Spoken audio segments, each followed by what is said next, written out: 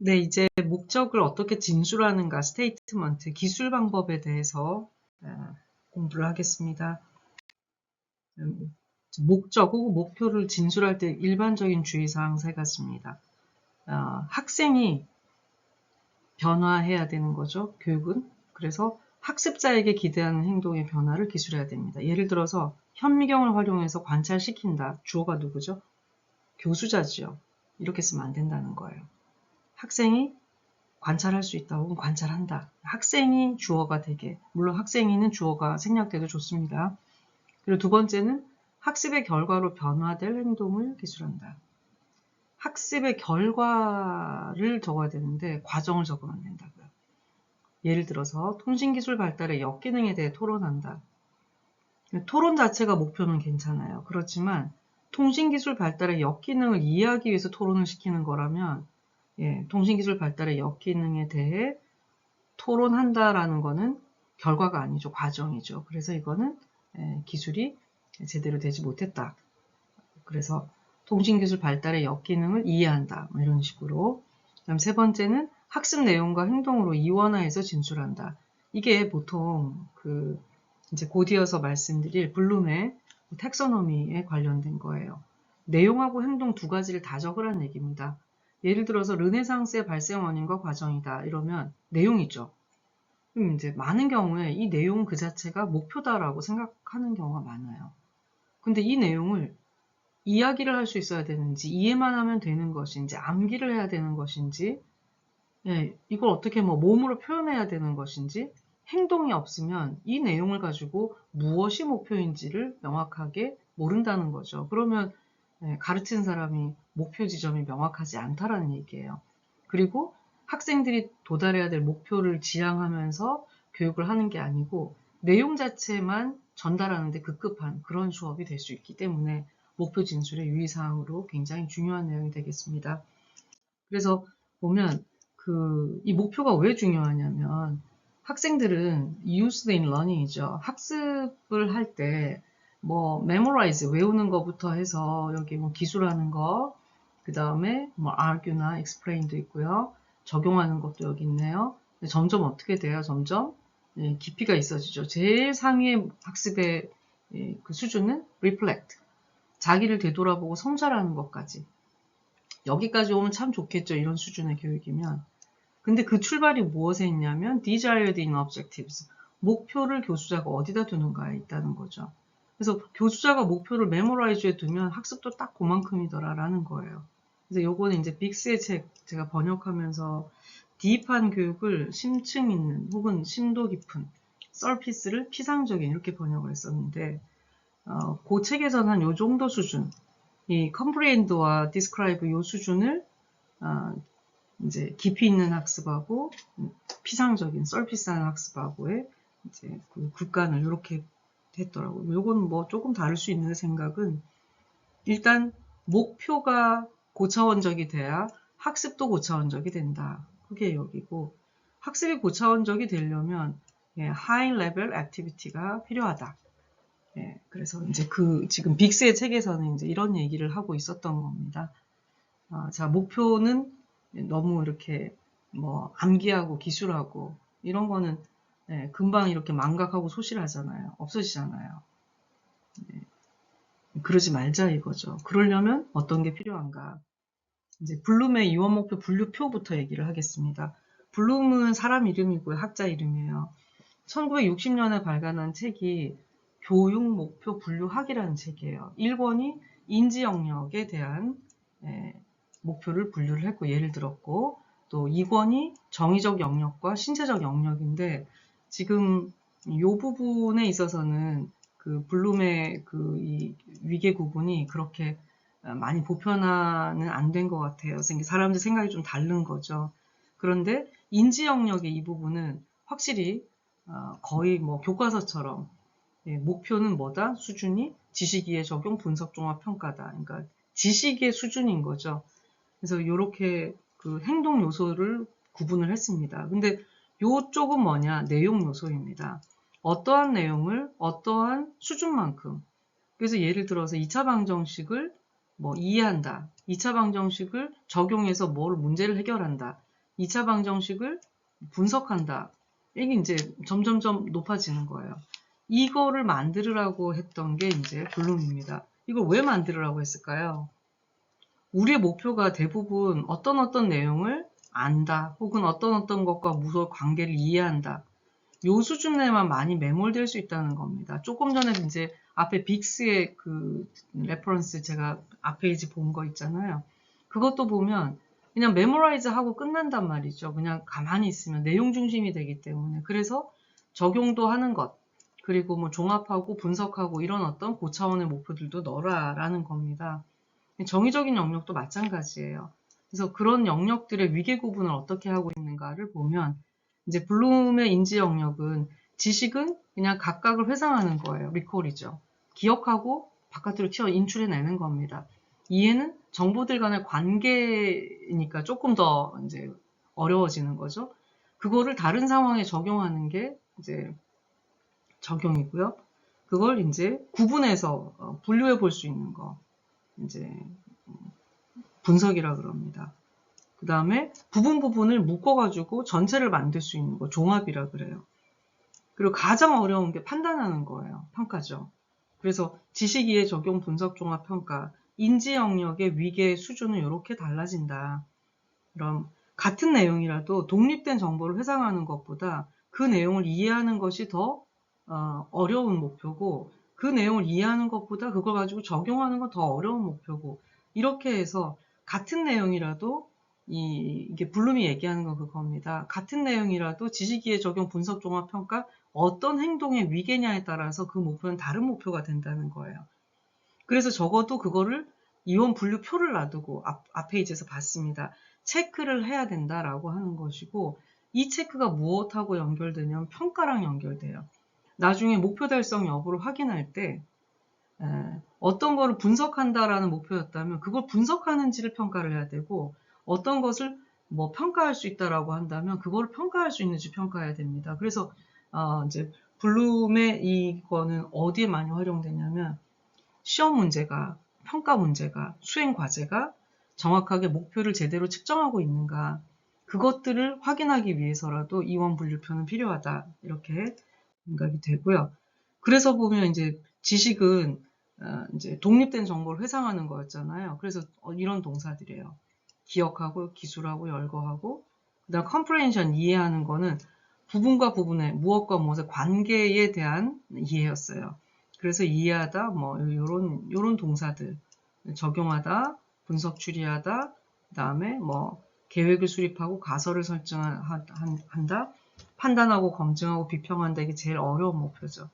그래서 이제 교수자가 목표를 진술할 때 내가 어느 수준의 목표를 해야 되겠다라고 하는 거를 명확하게 판단을 해서, 목표가 만약에 3개다. 그러면 그 3개 중에 하나는 뭐 종합 수준에서, 하나는 뭐 이해 수준에서, 그러니까 모든 게 다 지식이나 이해 수준에서 그치지 않는 것이 서피스한 교육이 되지 않고 딥한 교육도 이루어질 수 있는 그런 출발점이 목표다라고 하는 것을 우린 여기에서 시사점을 찾을 수 있어야 되겠습니다.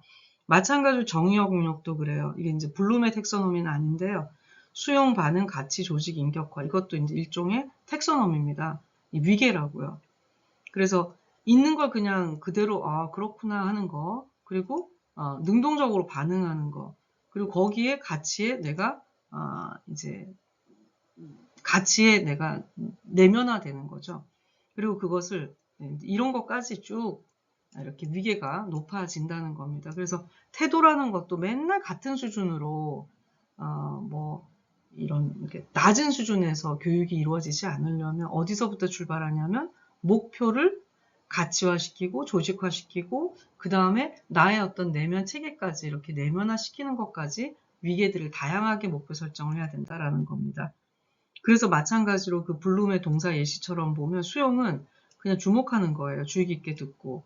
그 다음에 이제 반응이라고 하는 거는 이제 그것에 관심을 나타내는 겁니다. 거기에 나아가가지고 뭔가 참여한다거나 어떤 그 주도적인 행동들이 들어가 있는 거예요. 그리고 가치라고 하는 것은 이제 내가 그것을 이렇게 해야 되겠어. 우리가 이제 예를 들어서 뭐 지속가능 발전 교육 같으면 생태라든지 환경 혹은 뭐 윤리 시민성 교육 이런 것들 할 때 보면 이런 위계들을 가지고 점점 학습이 심화되게, 주로 이제 그런 시민성에는 태도에 관련된 목표들이 많기 때문에 그러죠. 네. 고를 때 이런 동사들을 참고를 하시면 되겠습니다. 그 다음에 암스트롱과 세비지는 이제 신체적 영역을 지금 따왔는데, 지각하고 개별 구성 요소를 하나씩 하는 거하고 그것들을 통합해서 연결해서 하는 거하고 아무런 어떤 모니터 없이 도움 없이 혼자서 스스로 할 줄 아는 거. 우리가 뭐 수영이라고 생각을 하면 부분을 하는 거는 이제 개별 구성 요소예요. 그걸 가지고 연결해서 하는 거 통합이에요. 그걸 이제 자기가 아주 자유자재로 익숙하게 하는 게 자유연습이에요. 요런 정도로 또 위계가 달라진다라는 얘기입니다. 그래서 동사 예시 마찬가지로 이렇게 지각부터 해서 자유연습까지 갈 때까지 다양한 동사들이, 이거는 이제 일종의 예시입니다. 그리고 그 목표 분류 체계 중에 이제 메릴이라는 학자는 블룸보다 조금 더 단순화했어요. 블룸은 아까 내용 측면하고 행동 측면이잖아요. 그리고 그 내용 측면도 막 인지, 정의, 신체, 그 다음에 행동도 지식이해 적용, 분석, 종합, 평가, 이게 굉장히 복잡했는데 이걸 굉장히 단순화시켜서 이것도 굉장히 제가 볼 때는 실용성이 있는 것 같아요. 내용 유형을 어떻게 분류했냐면 팩트냐, 사실을 기억하는 거, 이건 수준이죠. 사실을 활용하는 거는 더 어려운 거죠. 사실을 발견하는 거는 또 어려운 거죠. 그 다음 개념. 개념을 기억하고 개념을 활용하고 개념을 발견하는. 그 다음 절차. 순서를 기억하고 순서를 적용해서 뭘 하고 순서를 내가 스스로 발견하는 거. 원리 법칙을 기억하고 활용하고 발견하는 거 어떻습니까? 수준은 그야말로 점차적으로 어떤 텍소노미를 가지고 어려워지는 거죠. 이런 내용의 유형을 지금 컨텐츠의 어떤 형식별로 이렇게 분류를 했던 특징이 있습니다. 그러면 우리가 적용을 할 때는 나는 개념을 기억하는 거 요거를 목표로 했다. 절차를 활용해서 뭔가 해보는 걸 했다. 그리고 원리 법칙을 토의를 통해서 발견하는 걸 했다. 그렇다면 지금 이 동그라미 돼 있는 이 부분을 나중에 평가할 때도 개념을 활용하는 거 이거를 시험 내면 안 되는 거죠. 절차를 기억하는 거는 원래 목표가 아니었던 거죠. 절차를 활용하는가 하는 걸 봐야 돼요. 그러니까 이렇게 해서 목표라는 건 늘 세트로 목표하고 평가는 같이 가게 되어 있습니다. 네. 유념하시면 되겠습니다. 그래서 remember, use, find까지 동사 예시를 보면 기억하다, 네, 여기는 증명하고 적용하고 여기는 발견하다, 뭐 이런 형태로 조금 더 단순화되어 있습니다. 아까 내용의 유형에 따라서 팩트냐, 컨셉이냐, 프로시듀어냐, 프린시플이냐, 네, 그것들에 대한 개념도 설명이 되어 있습니다. 그래서 보면 이제 내용과 수행의 수준이 이 행렬을 다 채우면 사실을 기억한다. 사실을 활용하고 사실을 발견하는 거, 이거는 사실은 아주 어렵거나 거의 발생하기 없기 때문에 이제 아예 그냥 저자는 여기다가 체크도 안 한 거예요. 그리고 개념 같은 경우는 정의를 기술한다. 이게 이제 목표 진술의 예시입니다. 네. 지금 보면 이게 다 이원 분류예요. 뭐예요? 정의라고 하는 것이 내용이고 기술하다라는 것이 행동이지 않습니까? 이원이라고요. 두 가지 요소인 거죠. 내용 요소와 활동 요소, 이 두 가지가 결합된 형태로 목표 진술을 한다. 이게 목표 진술법의 첫 번째 원칙. 내용만 적지 마라. 또 행동만 적을 수는 없잖아요. 내용과 행동을 두 가지를 요소들을 다 포함되게 이원 분류 표를 작성한다. 이게 무엇과 연결되느냐면 평가랑 연결된다. 그렇게 이해를 하시고요. 그 다음 이제 두 번째가 행동적인 목표 진술이라고 하는 거는 특히 구체적인 목표 있죠. 교육의 구체적 목표, 단원 목표나 수업 목표나 단시, 차시 목표나 이런 것들은 행동 용어로 진술해야 된다. 이것도 주장입니다. 이게 이제 한때는 굉장히 큰 설득력이 얻었던 거죠. 이 메이거라는 메이거, 뭐 쓰지 않겠습니다. 메이거라는 학자가 이제 대표적으로 이 행동적 목표 진술을 주장한 대표적인 인물입니다. 왜냐? 학생들이 목표를 달성했다는 증거로 어떤 행동을 하는데 그 행동은 관찰 가능해야 된다는 겁니다. 수업 끝나고 나서 그거를 뭐 눈동자만 보고 척하면 알아요? 그럴 수 없다는 겁니다. 객관적인 행동으로 드러나는 것. 그래서 관찰 가능한 도착점 행동, 이제 끝의 행동. 그리고 그것이 어떤 환경, 어떤 조건에서 이루어지는가, 환경과 상황 조건, 그리고 그게 어떤 수준으로 얼마만큼 해야 되는가, 이거 세 가지가 다 들어가 있어야 된다는 거예요. 예를 들어 100m를 달리는데 15초 이내로 달릴 수 있다. 근데 뭐 자전거를 타고 달렸다. 상황이 그런 상황이 아니고 보조기구 없이라는 상황을 넣어주라는 거죠. 누가 도와주는 것이 아니고 나 혼자 아무 보조기구 없이 100m를 14초 이내로, 이 14초 이내라고 하는 것이 이 수락의 기준이에요. 여기까지, 뭐 18초까지면 18초까지. 이게 이제 어느 정도 수준을 넣느냐 하는 겁니다. 그래서 지금도 마찬가지로 이 행동적 교육 목표 진술은 굉장히 이렇게 해야 된다라고 많이 가르치고 있고 또 교사들도 그렇게 알고 있어요. 근데 이제 이게 유일한 정답은 아니라는 거를 지금 저는 얘기를 합니다. 우리 역량 기반 교육에서도 행동적 목표 진술, 행동 지표, 수행 준거 이러면서 굉장히 세분화된 행동적 목표 진술을 요구하고 또 그거를 연습을 시키고 있거든요. 그렇지만 그거는 절대적인 것은 아니다. 제가 이제 조금 있다가 이제 비행동적 목표 진술을 얘기를 할 건데요. 그 얘기를 하면서 좀 보면 비행동적 목표 진술이라고 하는 게 이거는 행동적 목표 진술이 한계가 있다는 겁니다. 어떤 한계냐? 수업하기 전에 계획할 때 모든 걸 행동 목표로 구체화해서 진술하는 게 불가능하다. 행동으로 드러나지 못하는 목표도 있을 수 있다는 거예요. 그리고 과목에 따라서는 행동 목표가 바람직할 수도 있지만 예술교과에서는 오히려 독창적인 반응을 격려해야 할 필요가 있다. 예를 들어 음악이나 뭐 이제 미술 작품을 감상하는 거라든지 그거는 감상을 하고 감동을 받고 깨닫고 이걸 어떻게 행동으로 목표를 진술을 하나요? 뭐 어떤 작품을 봤을 때 뭐 어떤 감동스러운 표현을 해서 막 뭐 그런 거 아니잖아요. 그건 이제 마음속에서 이루어지는 거니까 그런 부분이 한계가 있다라고 하는 겁니다. 그래서 이게 아이즈너가 주장을 한 건데 여기 아이즈너가 있습니다. 교육적 상상력, 이제 이런 저서로 유명한 분이고 영교육과정이라는 개념을 제시를 했어요. 이거가 이제 행동적 목표의 한계하고도 같은 맥락에서 이해가 좀 될 수 있습니다. 창조성이라든지 독창성 이런 것들은 측정할 수 있는 수준이 아니다. 이거는 교사의 질적인 눈, 이 질적인 눈을 뭐라고 그러냐. 우리 뭐 주관성이라고 얘기도 하는데 감시관이라 그래요. 감시관.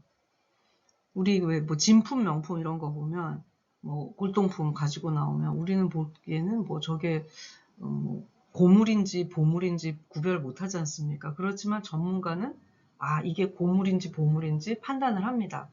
그게 감시관적인 평가예요. 그래서 감정한다 그래요. 교사도 그런 전문성이 있기 때문에 그 전문성을 가지고 학생이 제대로 목표 달성을 했는지 비행동적인 것들은 감시관적인 평가를 해야 된다라고 하는 것이 아이즈너의 주장입니다. 그리고 그런 목표들은 행동으로 표현할 수 있는 건 행동적 목표를 하지만 행동으로 표현 안 되는 문제 해결이 목표인 거는 문제 해결 방식으로 목표를 해야 되고 표현 활동이 목표인 거는 표현의 결과가 또 그 목표여야 된다라고 하는 것이 이제 아이즈너의 주장인데 이것이 이제 객관성이 좀 떨어질 수 있기 때문에 이게 막 보편화되거나 교사 훈련 단계에서 이걸 가르치고 있지는 않은 것 같습니다. 하지만 예를 들면 이게 이제 행동 목표는 아주 명시적이지 않습니까? 두 자릿수 더하기 두 자릿수 문제 10개를 계산기 없이 풀어가지고 7개 이상 정답을 맞힐 수 있다. 얼마나 명확해요. 예. 근데 이제 조금 더 다른 예를 보면 판소리를 듣고 숲속나라 잔치를 상상해 본다. 굉장히 가치로운 목표거든요. 네, 이거로 행동으로 어떻게 합니까? 음악을 들으며 동물과 식물의 모습이나 움직임을 표현할 수 있다. 정답이 없어요. 이게 이제 내 나름대로의 어떤 창의성을 가지고 내가 표현을 얼마나 많이 하는가 이건데 평가가 어렵지 않습니까? 교사들에게 감시관적인 평가를 지금 허락하지 않고 있습니다. 그래서 이런 부분들은 그래도 행동적 목표 진술의 대안으로서 우리는 이해는 하고 있어야 된다라는 겁니다. 슬기로운 생활에 필요한 물건을 여러 가지 기준에 따라 무리짓는다. 네, 이게 무리짓는다가 이제 그 분류하는 거예요. 그리고 물건이 우리 손에 오기까지 애쓰신 분들께 감사의 마음을 표현한다. 네, 이런 부분이 지금 특히나 역량 기반 교육을 아주 열심히 하고 있는 지금의 패러다임에서는 자칫 놓칠 수 있는 것입니다. 그리고 심지어는 목표를 왜 미리 세워야 돼? 라고 하는 우리가 이제 탈목표 평가, 뭐 이런 얘기도 합니다. 우리가 영화를 볼 때 어떤 목표를 세우고 보는 게 아니죠. 나는 이 영화를 무슨 목표를 달성하기 위해 본다가 아니고, 영화를 보다가 보니까 내가 어떤 느낌, 어떤 정보, 혹은 어떤 태도를 내가 배웠어요. 그게 이제 유익한 결과죠. 그래서 교육활동도 이게 모든 것을 그 결과론적으로 행동으로 표현할 수 있는 그런 부분으로 다 쪼개서 미리 명시할 수 없는 부분이 있다라는 거, 이건 우리가 인정을 해야 될 것 같습니다.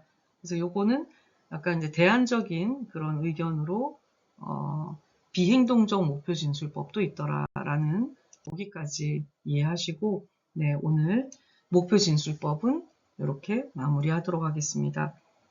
네, 수고하셨습니다.